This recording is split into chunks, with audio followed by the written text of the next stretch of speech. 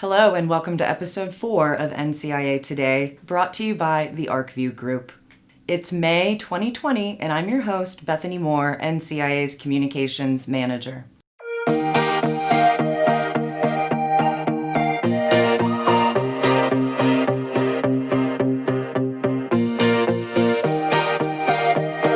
In last month's episode, we brought you news and information about how the COVID-19 crisis has impacted everyone, the cannabis industry in particular. The good news is that cannabis businesses were deemed essential in almost every state where it's legal for adults. The NCIA Government Relations and Public Policy team quickly went to work on exploring ways to get federal relief for cannabis businesses in coronavirus relief packages, like getting Safe Banking Act language included in the next bill. NCIA has some encouraging news to share with you on that subject, but first, let's check in with Rachel Kurtz. So we do monthly, video calls with our allied associations, with our allied associations program. And, these last couple months, it's really just been kind of everybody going through and talking about what has been some of the challenges in their areas in dealing with COVID-19. And, fortunately, most of the states have called cannabis essential and left the industry open. But, it's not a perfect system. And so our state associations are working really hard in their areas to help with some regulatory changes that might make the situation easier, like with delivery. I know in Oregon, stores can deliver directly now without having to go through a whole process with the state. A lot of them are kind of listing these long processes of getting licenses for different things, not the big licenses, but getting a delivery license or maybe even like patient authorizations. Some of them are listing the requirements for, in-person visits. They can do telehealth, things like that. So, it's sort of definitely, as with the industry, it's very piecemeal in each state. So, the monthly meetings are great for us to talk to each other and get ideas from each other or help each other out. Next, let's check in with NCIA's Director of Public Policy, Andrew Klein, to hear an update on all the action happening around the Beltway this last month. Lots going on. Cannabis doesn't seem to have slowed down at all during this strange period we're in. As everyone probably knows, Safe Banking passed in the House last September by an overwhelming vote, 321 to 103. And last week, the House did include Safe Banking in their latest COVID relief package called the HEROES Act. Not clear to me that the Senate's going to take this bill up at all. It is completely germane to the COVID relief bill because we're trying to keep people safe, and passing cash back and forth between customers and dispensaries, dirty cash is not that not the way to keep people from transmitting the virus. So we're hoping to get this passed so people can start using electronic payment methods. Senator Crapo also had previously issued some concerns, particularly around the THC level in cannabis. And he evidently is working through those concerns, but again, not clear at all whether McConnell and Crapo are ever going to get behind Safe Banking. Wild card is Cory Gardner, who's been a proponent of Safe Banking, is facing a really tough re-election in Colorado. He's losing by 6 or 8 points, depending on which poll you look at. So it is possible that Mitch McConnell is going to want to give Cory Gardner a win, and that may change the dynamics, but right now not looking so good.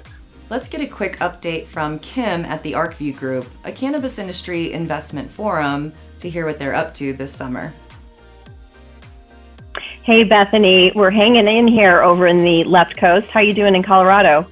We're hanging in here in Denver also, but looking forward to getting back out there and seeing our members as soon as possible.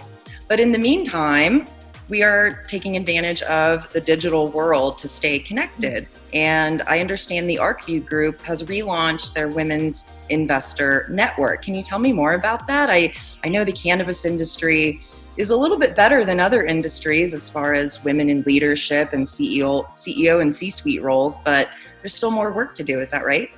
Oh, absolutely. We're definitely not there yet. And part of the whole reason why I'm here at ArcView is to help promote women, especially women as investors, women as entrepreneurs. And what WIN is also focused on is promoting women products. And so companies and brands that have really great products with purpose, we want to see them in this network and we want to support them. Great. Well, how can a woman in the cannabis industry who's looking for something just like that find out more and get involved? Well, they definitely need to come check out our next webinar, which is June 1st. That's a Monday, and we're going to be having them every first Monday of every month.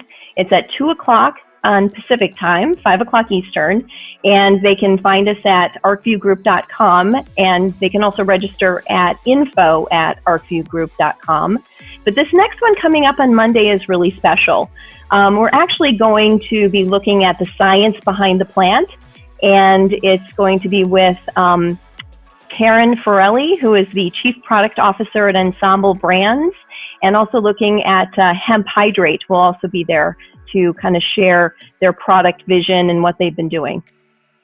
That's great. So the Women's Investor Network can be found on the ArcView Group's website for more information. And thanks for sharing that with us. Is there anything else you'd like to share with our audience before we say goodbye? Well, we just hope everybody's staying healthy and safe in this new world that we're in. And we look forward to seeing you at one of our ArcView events. Absolutely. Thank you so much for popping in today, Kim, and stay safe. Thanks a lot. See you later, Bethany. See ya. Let's jump into some quick announcements. First of all, webinars.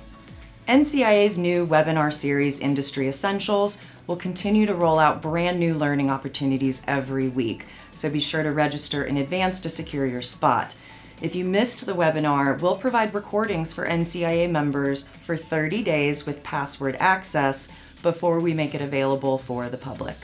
Here's a special perk for current NCIA members. Be sure to check out the special Fireside Chat series of NCIA's Industry Essentials webinars, which are an exclusive opportunity for NCIA members to hear from our government relations team and expert guests about the latest developments in federal policy. This month, we were joined by Representatives Lou Correa and Earl Blumenauer to discuss veterans' access to cannabis and research, along with our government relations team. Also, keep an eye out for the debut of our Cannabis Caucus Cyber Series next month. We're taking everything you love about the Cannabis Caucuses and reformatting it into a one-of-a-kind virtual experience, all from the comfort of your own home. This is a new way for NCIA members to stay connected, get informed, and take action in cyberspace. We'll soon be accepting applications from current NCIA members to join any of our 13 member-driven committees for the next year's term. So if you have insight and expertise that you'd like to contribute along with your industry colleagues on the Cannabis Cultivation Committee, the Hemp Committee, or the Packaging and Labeling Committee, for example, keep an eye out for the application window during the month of June. And of course, while we truly miss seeing you face-to-face at our trade shows and regional networking events, we've got you covered with tons of educational webinars, podcast interviews, and blog articles to keep us all connected and inspired, so keep our website bookmarked as we add new resources every day. If you're not following our social media channels on Twitter, Facebook, LinkedIn, and Instagram, I encourage you to check out all the great content and inspiration we're rolling out every single day. Hit those like and follow buttons. How about a care emoji? We'll see you soon.